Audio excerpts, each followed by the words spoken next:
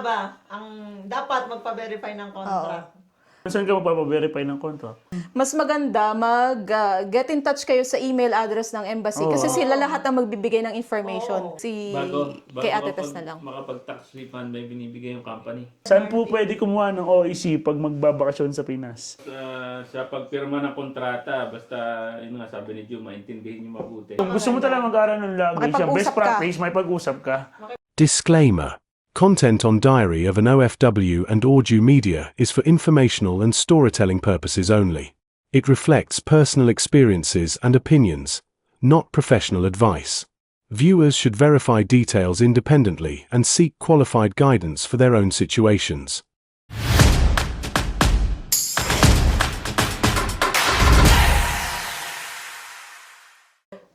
Pero ang goal kasi ngayon is sagutin yung mga questions na sinesend sa amin sa comment section, sa Messenger, Yun. WhatsApp. Kasi sa panahon ngayon, medyo binabaha yung WhatsApp ko. Sa questions, inquiries, iba't ibang bagay regarding dito sa Czech Republic. So, susubukan nating sagutin lahat yan ngayon. Yes. First First question. question about dun, maraming magbabakasyon. Tsaka maraming nagtatanong about dun sa verification of contract. Verification. So, Topic, marami- verification of contract. Maraming nagtanong na kung dapat ba sila magpa-verify ng contract. Kung saan magpapa-verify ng contract. So yung mga tanong na yun maraming natanggap kaming tanong na ganun. So yun, sasagutin na natin yun ngayon. Sasagutin na namin yung mga, alam din naman namin na na kung paano ba? Tsaka kung O yung unang tanong kasi, sino ba dapat yung mga nagpapa-verify ng contract? Sino nga ba ang dapat magpa-verify ng contract? So para malinaw lang sa lahat, ang mga tao or mga OFW na kailangan magpa-verify ng contract ay yung mga OFW na lumipat ng ibang company. So for example, from the Philippines, nag-change employer kapag dating mo dito after 6 months or kung ilang buwan or ilang taon, tapos magbabakasyon ka, then that's the time na kailangan magpa-verify kasi yung employer na nakalagay sa sa record ng DMW is yung previous mo pang employer. So, yun yung point ng verification of contract. Kailangan mong i-update din ang DMW ng current employer mo. So, yung mga nag-change of employer lang kadalasan. Yun. So parang mas malinaw. So kunyari, for example, ako ay galing Pilipinas. Dumating ako dito para kay employer A. Tapos magbabakasyon ako sa Pilipinas. Na pagbalik ko, magbabakasyon lang ako. Pagbalik ko kay employer A pa din ako magtatrabaho. So hindi ako dapat magpa-verify ng contract. Pag same employer. Oo, kasi sa DMW, yun pa rin yung record ko. Same employer naman yung Tapos yung scenario 2, yung ako, galing akong Pilipinas, pumunta ako dito para kay employer A. After, sabihin na natin, 6 months, lumipat ako kay employer B. At nagbakasyon ako. At gusto kong magbakasyon. Nasa employer B na ako. Okay, magbabakasyon. So, dapat ako magpa-verify ng contract. So, yun yung dalawang senaryo. Dalawang senaryo. Yun lang naman yung dalawang senaryo Tapos na... meron pang isa Ano? Yung mga galing sa Third world country na Ay, hindi. ano yan? Third world country na recruitment. Third world country na Lumipat galing sa ibang bansa, hindi sa Pilipinas. Dubai, o kaya galing kang Hong Kong, galing kang Taiwan. Kailangan mong magpa-verify din ng contract nun. Kasi ang record mo sa DMW nun ay nasa doong bansa ka pa din, sa dati mong bansa na pinanggalingan. Ganon, yun yan ang magpapa-verify ng contract. Isa din yun. Ano pa ba? So ngayon, saan ka magpapa-verify ng contract? Magpapa-verify po kayo sa Sa embassy. DMW mismo. At yung email, meron sila dyan sa website. Kahit i-search nyo lang sa Google, meron silang website dyan. Yung email address. Email address. Email lang muna. Pwede kayong mag-email na magpapa-verify kayo ng kontrata sa kanila. Iced tea. Magre-respond naman kaagad yan sila. Tapos sabay, para mas malinaw kasi, yung kung ang, Ano mo sa comment? ang tanong nyo kung ano yung mga kailangan para sa verification ng contract. Maganda siguro, doon na sila magtanong doon sa email address, di ba? Para mas malinaw. Very respondable. Responsive ba? Responding. Responsive. Kaya nga may nag-comment kasi, mamaya po tatanakayin natin yan sa ano. Very responsive naman yung mga nasa DMW ngayon. Pag nag-email kayo sa konsular, magre-respond yun sa'yo, I think, within the day. Magre-respond sila kung Kung ano yung working mga... hours pa. Weekdays and working hours. So, Holidays kasi, tsaka Saturday, Sunday, wala silang. Oo. Hindi sila Tsaka pag holiday, wala na sila. Na Monday to Friday, open naman yan sila. Pag nag-email ka naman sa kanila, Sumasagot naman agad. sumasagot nagre-respond naman agad. sila. Kaya, yung may nagtanong pa kasi na ilang araw daw tinitext yung pagpapaverify ng kontrata. Actually, mabilis lang yun as long as na-provide nyo yung documents like insurance, contract. I think 1 day lang yan eh. Ma-verify na. 2 days, parang 3 2 days, 3 days? Basta kompleto yun. Ano mo kasi ingyan Basta ka na. masend mo na lahat. Basta ma-send mo lahat ng documents. Insurance. Then parang the next your following day, magsisend na sa'yo nung copy, tapos magbabayad ka na, di ba? Magbabayad ka, which is magkano ngayon? 250. 250 yung verification ng contract. 250 crowns. Crowns. Tapos may yung Bank account. requirements. Bank account mo lang sa send. Bank account. Sasend mo lang sa Sa account account ng lang. DMW. Send sa account ng DMW, may bibigay naman sa inyo kung sa email kung saan nyo isa-send. Tsaka yung mga requirements na ando na din kung anong kailangan nilang requirements na isa-submit nyo sa kanila. So, Ano nga yung alternative ng DMW kung sakaling yung alternative sa insurance, yung addendum? Addendum May of nagtanong din contract. kasi ng Oo. addendum of contract kung kailangan daw ba yun. Yung addendum of contract kasi is yun yung isa sa mga documents. If any case, umagree yung employer. Yung employer na Pagka may addendum of contract kayo, hindi mo na kailangan ng insurance kasi sapat na yon para sa DMW. Ngayon, pag hindi pumayag ang employer na pumirma sa addendum of contract, kailangan nyo kumuha ng insurance, OFW insurance, na makakapili ka naman ng iba't ibang insurance sa kami, nung Pinas. umuwi kami, this year, last April, ang kinuha naming insurance ay Hindi, may bibigay naman yung sa bagay, may bibigay naman. May mga mga choices choices yun naman. din. no? So, ikaw naman Maraming list ng insurance. Kaya nga, Bibigay din. mas maganda get in touch kayo sa email address ng embassy kasi sila lahat ang magbibigay ng information. Oo. Kasi, Kung paano. may marilis kami ibang requirement pala eh. May additional. Diba? May additional So kami. yung Hindi kami DMW pala, sorry. yung kaalaman lang namin kasi Oo, is kasi umuwi from din kami last nung year April. lang. Pinagbasehan lang din namin sa ginawa Sa namin. experience. Tanong na about din sa verification, yung parang halimbawa, hindi pa naman daw siya magbabakasyon pero nakalipat na siya ng kumpanya. Kailangan niya na daw ba magpa-verify? Parang gano'n. Hindi pa naman. Depende sa'yo kung gusto mo na magpa-verify. Kasi mostly, ang purpose ng verification is pag magbabakasyon. Pag-uwi. Pag magbabakasyon ka. Kasi kailangan mo ng updated employer sa pagkuha ng OAC. Ngayon, kung hindi ka pa naman magbabakasyon at sa tingin mo tatagal ka or lilipat ka naman pa, di ba, yung employer. So, sayang din kasi yung ipaprocess mo, di ba? Sayang din. But it depends on you. Tsaka kasi yung insurance eh. Oo, May cover may expiration yun, din may kasi yung expiration, insurance. Yeah. So masasayang pagka hindi ka pa naman magbabakasyon tapos bibili ka ng insurance, sayang. So yung namin, marerecommend namin, pag pauwi ka na, tsaka magpa-verify ng contract. Yung sa insurance pala, ang minimum nun is, I think 6 months. 1 year. 1 year. Pero kadalasan kasabay siya dapat sa contract mo, employment contract. DMW ang magpa-verify. DMW dito sa Prague.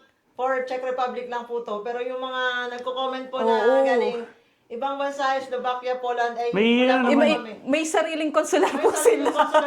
sila. Yun naman siguro, pwede nilang kontrakin yung consular nila. Baka same process lang naman yun, kasi bakasyon naman yun eh. Siguro. Tsaka baka kasi iba-iba rin ang rules sa kada bansa. So mas mabuti mag-get in touch kayo sa embassy ng lugar ninyo and hingin nyo yung DMW email para Kahit through makapag-verify email, kayo.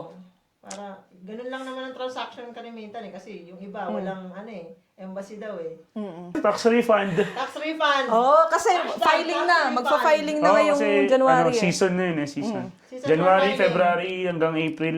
Hanggang ata yun. April to May. Doon sa mga big companies. Tapos ngayon, may ang comment kasi dun sa TikTok, Ano yung comment? tax refund, may tax refund sa refund Europe. po ba kayo ka na? Halaka! Sa Europe, ma'am, sa Czech Republic lang po. Hindi po Naka-vlog naman siya ng Czech Republic Hindi eh. po kami buong Europe Ma, may refund po ba ng ano? May Tax. namang tax sa Europe. Tax. Oo nga, kay halaka. Halaka! Kailan ka po ba dumating dito? Sabi ko ng kasi kalimitan kasi, siguro majority, no? Majority ba? Yung Hindi naman natin Hindi pwedeng naman- hindi sabihan natin- yung sa ibang bansa kasi di natin alam yun. for Czech Republic. Ito for Czech Republic lang po. So, dito sa Czech Republic, ang first year usually merong tax refund. But after mabuo mong mga susunod na taon mo, parang pakonti na po, or wala na. Kasi, pag January ka dumating, pag nabuo mo yung taon na nagtrabaho ka sa Czech Republic, wala talagang tax. Ganun yun eh. Kapag, alam mo, ka, pero depende kasi sa'yo, nakumpleto mo naman, di ba? Pero nakakuha ka pa rin. Depende talaga siya sa annual tax na calculation Calculation. ng tax bureau. Kaya nga pag kami nagtatanong sa amin yan, lagi kong sinasabi na mas maganda ipa-calculate nyo para malaman nyo kung meron or wala. Sa expert. Kasi, Oo. sa amin, Sa- sa experience namin, dumating kami kasi dito November ako dumating dito ng 2018. Pero ang nakuha ko lang is for November and December lang. November and December, which is 1,000 Czech crowns ba yun? 1,500 Czech crowns lang ang nakuha ko. Pero pag dumating ka, halimbawa, Sige lang. last time, may mga kasama kami dumating ng March, ng February, mas malaki yung nakukuha nilang tax refund. Pero first year lang yon, yung unang trabaho mo lang. Kung nag-second contract ka, depende Wala yan sa na. pinasok mo, sa sa sweldo mo, kung ang computation ba ng tax mo sa buong taon. Mahirap ma-determine talaga dito yung tax So, kung may kahit- refund ka or wala. Kaya mas maganda sa professional ka lalapit. Sa accountant Oo, ka accountant or ka. yun yung lagi namin nare-recommend si Ate Tess kasi marunong siya mag-calculate about dyan. Accountant yun eh. Yun. So, pag gusto mong alaman kung may refund ka at Shout out daw gusto kay mo ring kasama ng Czech Republic. gusto mong ipaayos yung tax mo Bago kay Ate Tess na lang. makapag-tax refund, may binibigay yung company. Oo. Yung putverseni or yung Confirmation. tax confirmation mo confirmation. para sa buong taon. Yung total ng tax mo nakalagay Oo. doon. Nandun. Tax mo. Binibigay ng company every Every year. Every year. January to January. May. Basta first quarter. Pwede ka mag-request actually. Pwede ka mag-request yan anytime sa company kasi ano nila yan, obligation nila. So yung mga bagong dating, yung mga 2025 lang dumating or yung mga previous na hindi naayos yung tax, pwede nyo pang mahabol yan within 5 years. So pwede nyo ipaayos yan kay Ate Tess kung gusto nyo ayusin yung tax nyo. Magpa-calculate kayo, ganun. Pakalculate kayo. Mas Sayang. maganda talaga. Sayang kung meron, di ba?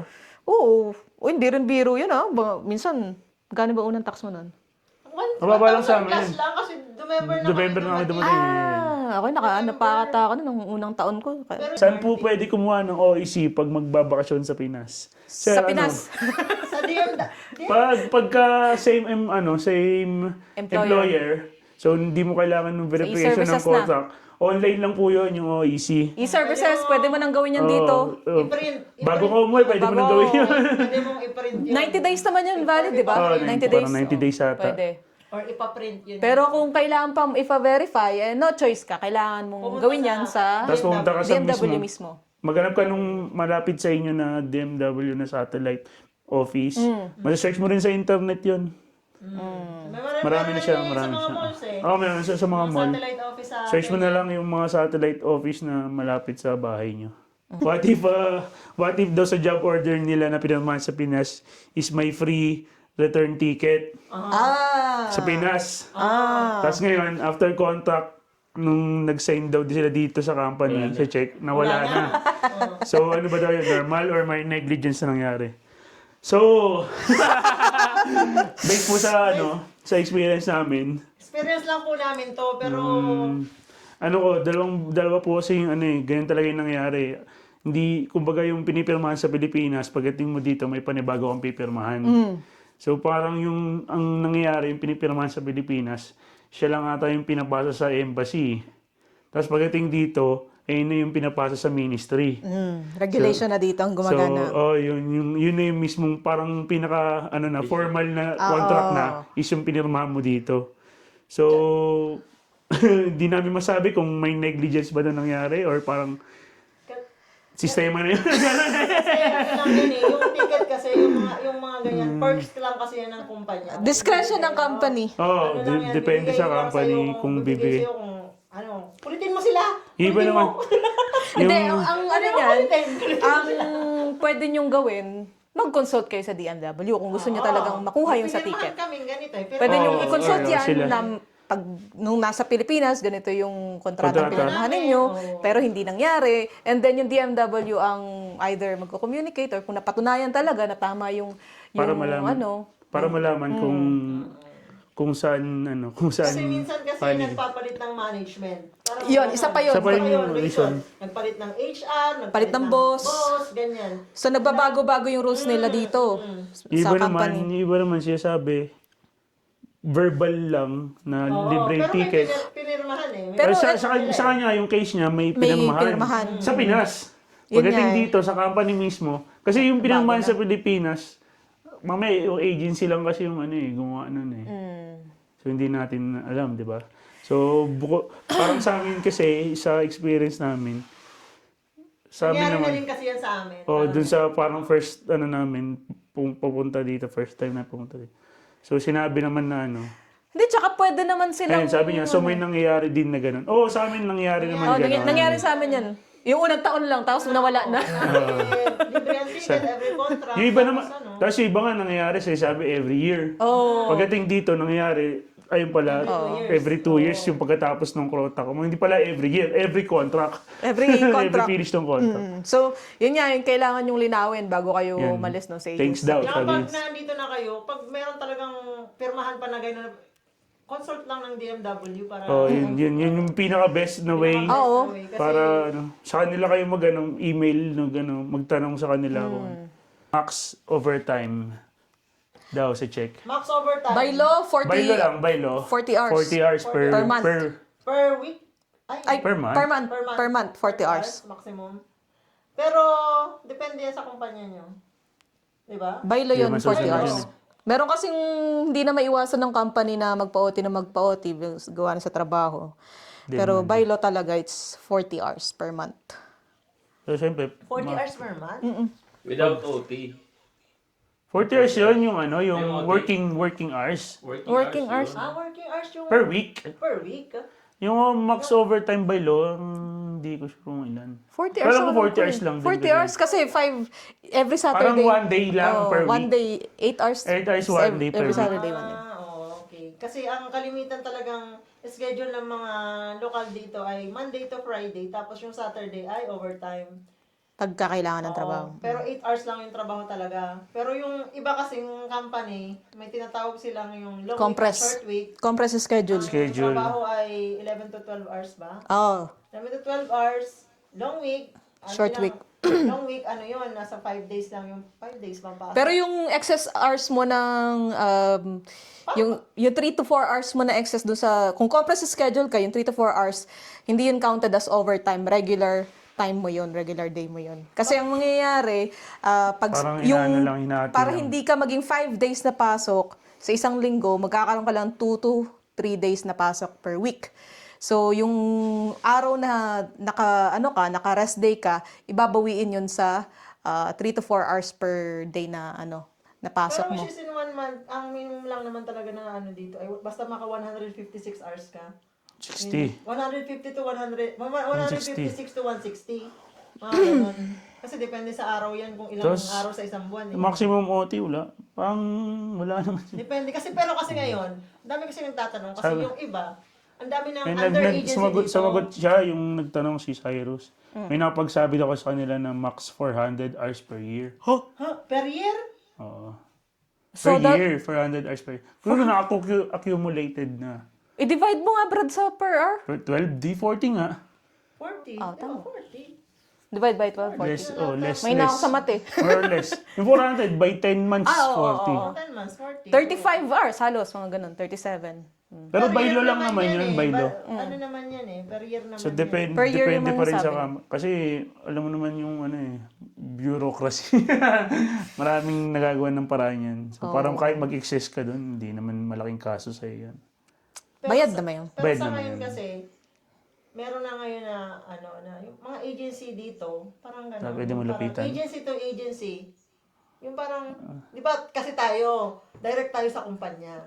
Sila isa sa ay mga- under agency sila dito. Di ba? Pero iba naman kasi ang pinapatupad ng under agency. Wala naman kasi tayong idea about no. Kasi Oo, naman puro direct din kasi tayo eh. Paano kung under agency kami dito? Hindi namin masagot kasi nga Hindi namin, hindi wala kami kami experience. wala kami experience na nag-under kami ng agency dito. Lahat ng in-applyan namin ay direct hire kami. Hindi lang direct na company. Alam mo, hindi direct hire, direct company, di ba? Ang alam ko kasi, sa panahon ngayon, halos same na lang din naman ng direct at agency yung rules pagdating sa working hours, sa overtime pay. Kasi synchronized na lahat eh. Hindi na kasi pwede mag-direct. So, parang iisa na lang ngayon ang batas ng direct at saka ng under agency. Under agency. Family reunification. Ayun, marami rin tanongan eh. Family reunification, usually, ang tanong, paano daw ba ang process? Panoorin nyo na lang. So, may video po kami. Yung Medyo mahabang discussion kasi yung process eh. nag-guest namin sa ano yun, DIY family reunification. Panoorin niyo sa aming YouTube channel. Siya mismo yung naglakad ng papel ng Sariling lakad. ng anak niya. No? So, sa YouTube namin nandun, yung pamilya Diones. Jones. Ang mga tanong naman kasi ay, yung magkano daw yung enrollment fee sa private, parang gano'n. May mga tanong. Sa school. Yung mga ganun pong complicated. Libre sa public, private, Libre mga ang 2K. public talaga. Gre-range sa 2K minimum Per year. per year. Kasi allowance lang, kumbaga pagkain lang, snack lang yung Kasi allowance, pagkain nila, gano'n. Gano'n lang. Usually, pagka public yung school ng bata, libre. Konti lang yung gagastusin mo. Yan, 2,000 lang sa kanila. Pag private, expect mo na mababayad kayo. Pero wala kami idea kung magkano sa private. Wala pa kami nakakausap. Pero kailangan kasi pag unang taon dito ng mga anak nyo, hindi nyo naman kasi pwedeng i-enroll kaagad sa public kasi pure check language yun. Ma-outcast yung anak nyo. Kailangan yung pag-aralin talaga ng check language yung anak nyo. Pero may mga libre pong dito, pag-aaral po ng check language para sa mga bata, tsaka sa F-point, di ba? Gaya nung ginawa nila. Gaya nung ginawa nila. Meron silang nag-offer sila ng Kaya maganda nga Free na check language. Panoorin nila yun yung video. F-point. Panoorin nyo na lang po yung video about sa family reunification kung paano yung Doon, proseso. diniscuss naman ni Ate Vey doon yung step by step na. Tsaka kung pagdating dito, ano yung unang ginawa nila. Nagastos nila. nila. Pinaghandaan nila para sa bata. Pero yung nabanggit niya doon sa sa YouTube video, yung nagastos niya, tsaka yung sa school dito, kung kumbaga, syempre, different school, different rin yun. Different na, bayad yun. sa enrollment. Kasi So, sa kanya, di ba, nagastos sa siya ng kanya, yung 6,000. sinare niya lang din doon, kumbaga, para may idea lang kayo kung magkano yung So, hindi kasi natin alam kung pare-pares ba kasi sa amin, nandito siya sa Ilava. So, ang inaano niya, ang diniscuss niya doon sa video, is yung private school dito. So, Depende sa location nyo. Baka mamaya, kung nasa Prague kayo, baka medyo mas mataas yung presyo. So, para may idea lang kayo. Mas maganda mag-inquire na kagad kayo sa school. Mag-email kayo or tawagan nyo yung school or pumunta kayo para alam nyo kung magkano yung magagastos, kung tatanggap ba sila ng foreigner, ng estudyante, lalo na sa public school. At kung tatanggap, paano yung magiging proseso ninyo nun? Lalo na kung check language yung sa public school.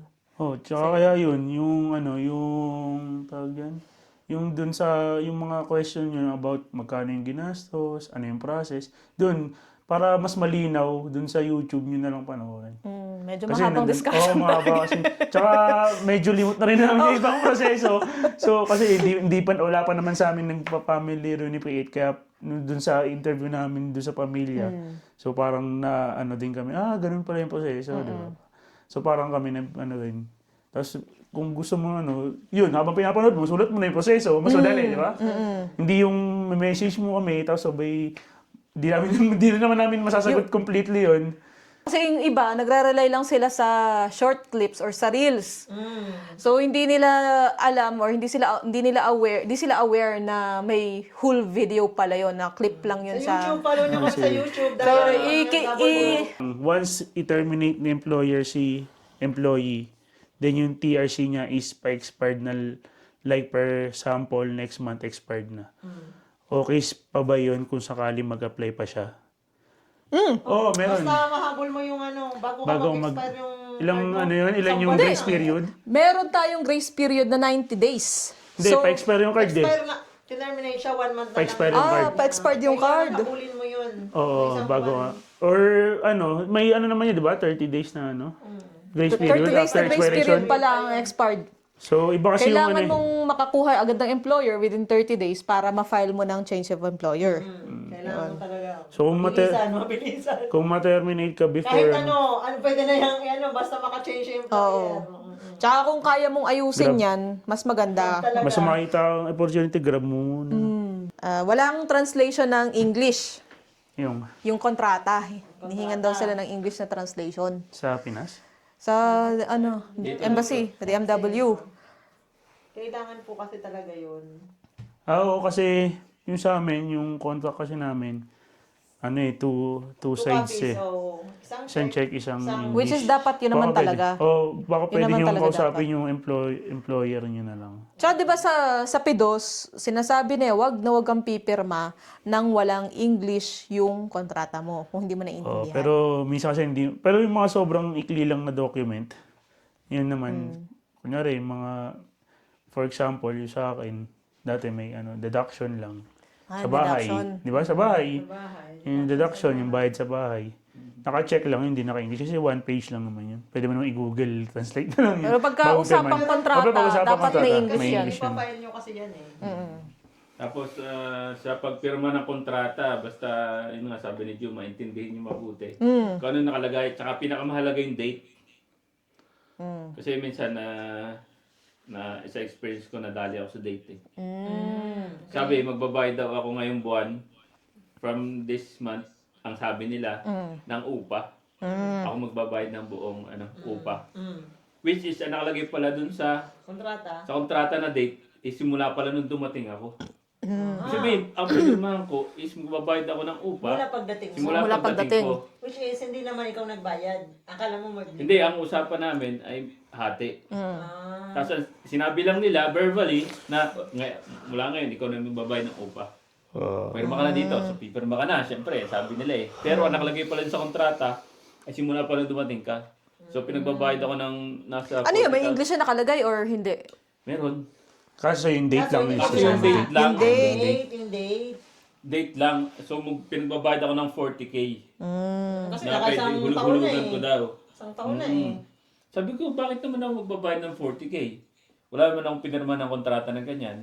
Ngayon, Yung pala pinakita hindi nila malinaw. ang kontrata, original copy, binigay sa akin. Ito yung pinirma mo, andito yung pirma mo, andito yung date. Yun na nga. Wala akong nagawa kasi nandito yung date. Kaya mahirap din So, mas maganda talaga, bago kayo pumirma, reviewin nyo yung kontrata, tapos linawin nyo kung may mga questions kayo sa accommodation, benefits, insurances, kung ano man yan, regarding sa sahod, Nangyayari deductions, kasi, lilinawin nyo na. Nangyayari kasi papapirmahin kayo ng kontrata ng HR or kung sino man papapirma sa inyo from office ng company nyo is lilituhin kayo eh. Halimbawa, nasa trabaho, oy, pirmahan mo na to, ganyan, kailangan.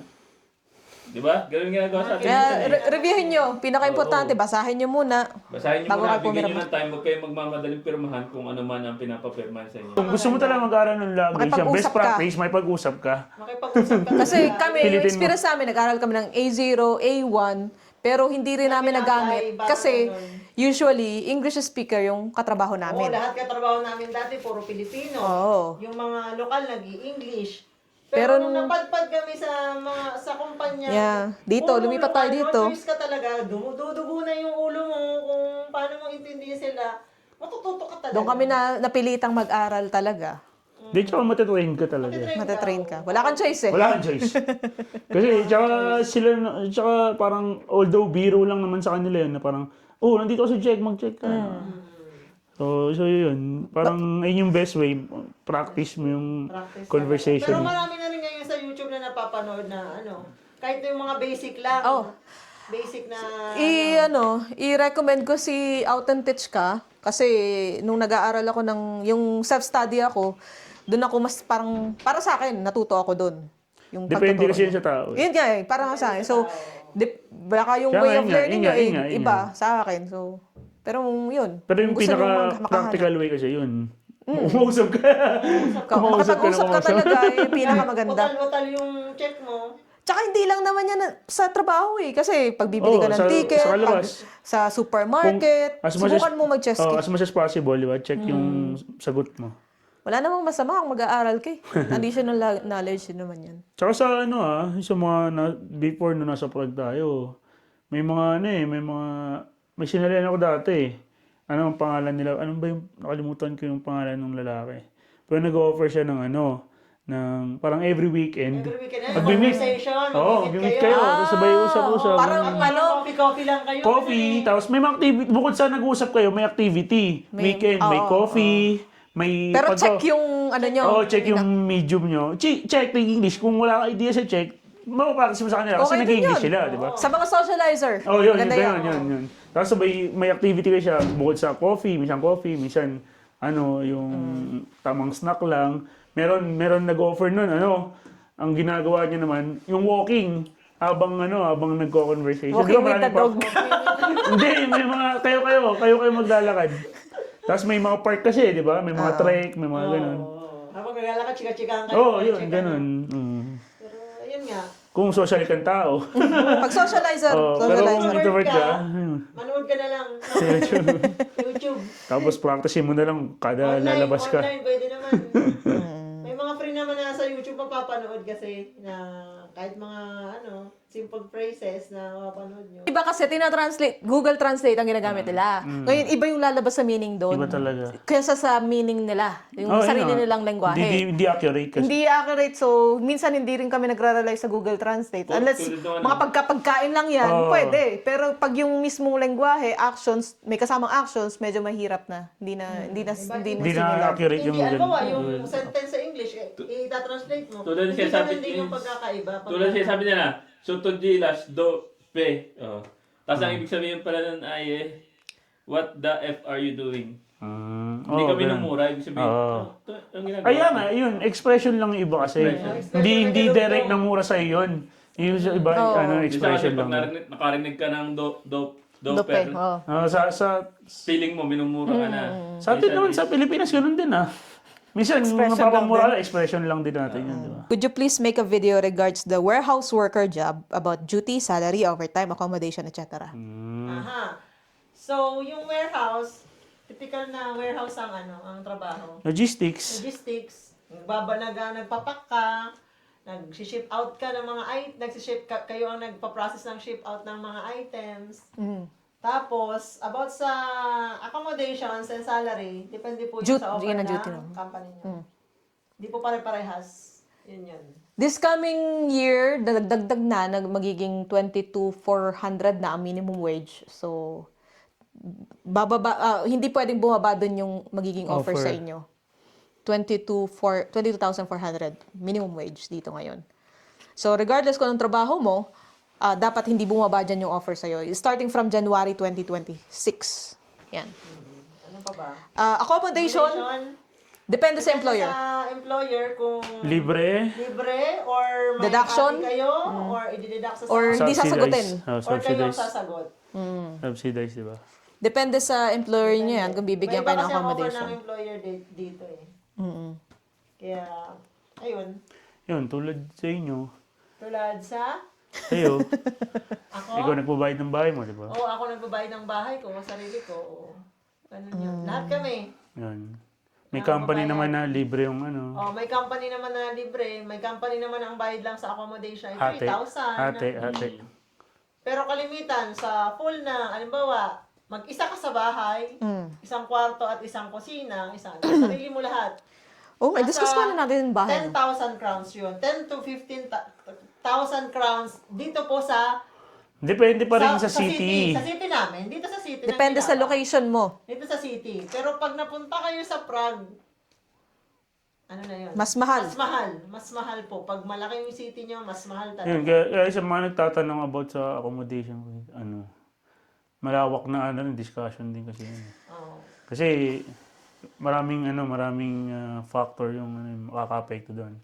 Location, yung syempre yung nung apartment mismo, yung condition. Kung Facilities. bago, kung modern, kung luma, kung 1 month advance, 1 month deposit, plus agent fee. May agent fee. Meron din naman na direct ka. Pero yun nga. Depende sa accommodation na makukuha mo. Pero kung gusto mo makatipid, kailangan mo ng cashier. Yun.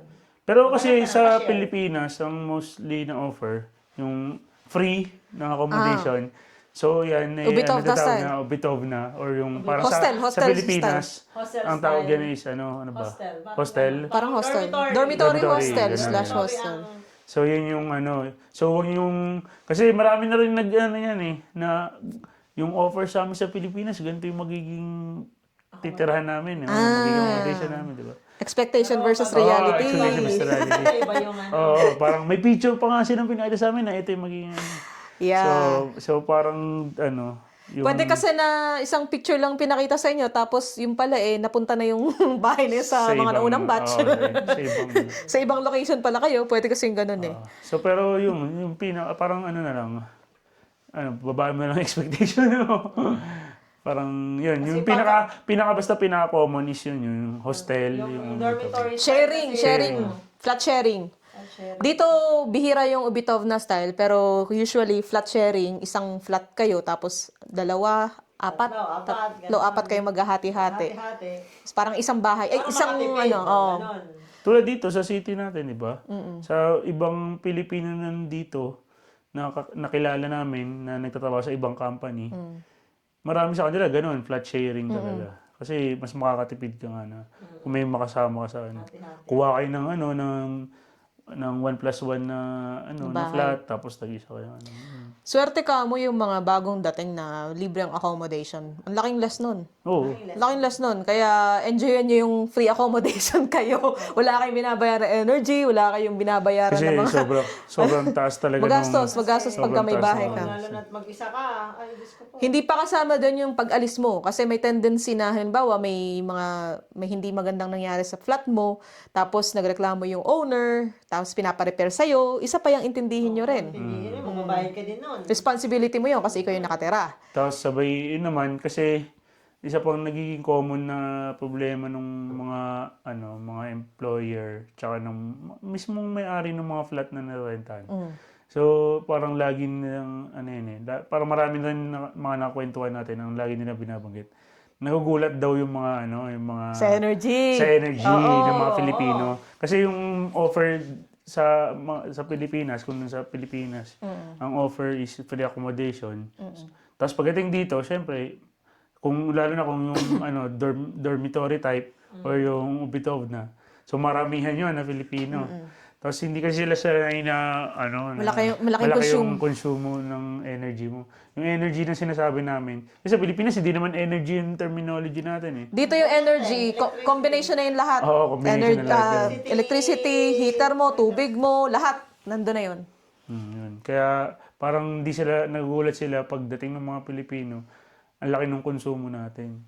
So parang kami natatawa na lang Kasi araw-araw kasi tayo naliligo, di ba? Naliligo, nagluluto. Pasarapan ng luto eh. Ayun. Tsaka kasi hindi sila ganong maluto sa pagkain Magluto man sila saglit lang. Usually, kain sila sa labas. Kain sa labas or simpleng luto lang, ganun. Hindi katulad sa dating mga Pilipino. Tapos sabay, syempre, tayo, kanya-kanyang luto pa minsan, di ba? So, parang iba-ibang iba-ibang konsumo pa yun. Tapos, yung paglalaba pa ng damit. Sila naman, di naman sila masyado yata. Pagligo, ganun. May isang bagay pa pala akong i-share dyan about sa accommodation, lalo na doon sa mga naghahanap ng flat, ng titirhan dito, regardless kung saang lugar ka. Beware or dapat kayo medyo mabusisi kayo pag kakausap kayo or magda-down kayo ng pera sa kausap ninyong agent or owner. Oo, Kasi meron madaming ditong scammer. mga nangi-scam na sasabihin ganito yung kailangan mo i-down, tapos pagda-downin ka niya, tapos wala palang flat. Wala palang apartment. Wala palang oo. apartment. So, pinaka-importante nyong gawin is bisitahin nyo Puntahan nyo mismo. Puntahan nyo yung mismo, place, wag yung mo ilagay address. sa mga picture. Tsaka Oo. pinaka-common na na-scam ganyan yung nasa Facebook Marketplace eh. Marketplaces, napaka-dumi ngayon. Oo, parang... So, kung gusto nyo medyo parang may assurance kayo, yung mga website ng di ba? Mga real estate. Sa S-Reality. Yung Best Sa Reality. Best Reality. Ano ba yung tayo isa? Yung Idnes ba yan? Idnes, that's he said. Marami namang websites. Marami naman. Just make sure na bago kayo maglalabas ng pera, nabisita nyo, na-inspect nyo yung lugar. Huwag lang kayong mag-base sa Picture, sa video. Kasi ang dami Mahirap na yun. scam yan ngayon. Pagka ayaw pumayag ng kausap nyo, huwag nyo kayo magbayad. Regardless kung gaano kaganda yan or gaano kamura yan. Kasi mahirap na. Tapos Right. yung Ano pa ba? commission yun. Oh, arcade commission. Na sinasabi, Usually. Agent fee yun, agent fee. Agent fee, usually equivalent yun ng Aside ng 1 month advance, 1 month deposit, RK fee. Di pa, yung iba hindi lang 1 month Agent fee. Oo, 2 Iba months hindi yung lang iba. 1 month 2 deposit. months. 2 months deposit. Yung tapos advance 1 month lang common nun. Yung deposit minsan twice yun. Twice yun. Tapos yung agent fee pa. Minsan may extra pa sa energy eh. Oo. So kung Kaya- ang bahay na nakuha mo ay 15,000, o magkano lahat? Mag-prepare ka ng mga 70, 80. Deposit, magkano yun? 45 plus ano? Yun, kaya certain ng mga libre. Magastos pagka magsasarili ka ng flat. Pagka na may employer ka naman na willing kahangahanapan ng bahay, tapos salary deduction, okay na rin yun. Okay na rin yun. Kasi, di ba, yung sa employer, pwede sila yung maka-discount. May subsidize sila na discount para sa, kasi employer sila, since sila magpo-provide ng accommodation sa employee, nagkakaroon sila ng discount pagdating sa flat. Parang natin may tax holiday. Oh, so ayun. Pag sila ang kumukuha, medyo less yung binabayaran na flat. Mas maganda kung ganun. Kaso usually ata hindi yung ginagawa ng dagdag intindihin nila yun eh. Oh, parang hassle sa kanila. Pero swerte nyo rin kung may Oh, ganun. pagka may employer kayong ganun, i-grab nyo na. Tsaka paglibre ng accommodation. Tsaka wala na kayong ida-down dun eh. Monthly na yun, Pag libre automatic. accommodation mataas-taas din ang sahod. Change of employer. Oh. Anong process ng change of employer? Sa change of employer kasi, if any case, yung bago mong employer hindi niya aayusin yung dokumento mo at mag-DIY ka or sa sariling lakad ka, kailangan mo i-prepare yung new contract mo, termination letter from previous company. Huwag kayong matakot sa termination letter ha, kasi Kasi yun ang tawag dito eh. yun lang yung parang dokumento. Employment yun eh. Dokumento yun from your previous employer na tapos ka na sa kanila. Kasi pag hindi sila nag-issue ng ganyan sa'yo, continuously silang magbabayad ng tax para sa'yo. Kasi may share din yung company sa pagbabayad ng tax. May share sa sa'yo.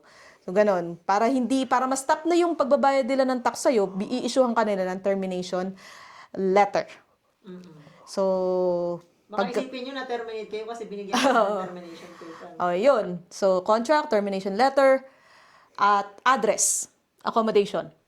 So, kung provided ng company, maganda kasi bibigyan ka nila ng, anong tawag doon? Yung sa contract ng bahay. If company yung magpo-provide, may agreement kayo, tapos may agreement din yung company mo na nagre-renta sila dun sa owner. So, may additional na document pagdating, proof of accommodation. Pagdating sa proof of accommodation, kung company ang magbabayad, dapat may agreement kayo ng company, and then si company may agreement siya ng owner. Kasama yan dapat, magkasama sila. Pero kung ikaw yung magre-renta, then yung kailangan mo lang is agreement ninyo ng owner at saka ng sayo.